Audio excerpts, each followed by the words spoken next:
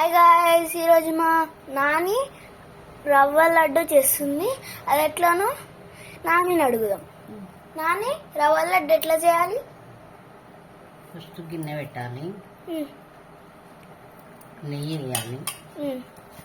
నెయ్యి వేసి ఒక గ్లాసు రవ్వ వేయాలి.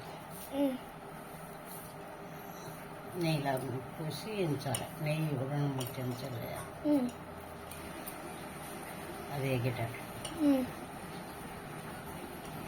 వాసన వచ్చినాక దించాలి.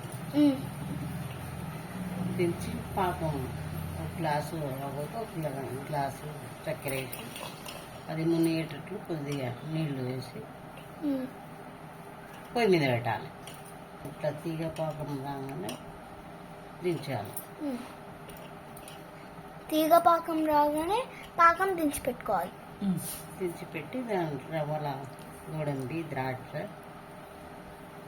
గిన్నె పెట్టి నెయ్యి వేసి వేయించి దాంట్లో వేసేయాలి. రవ్వల యాలకుల పొడి, ద్రాక్ష, గోడంబి వేసి కలపాలి.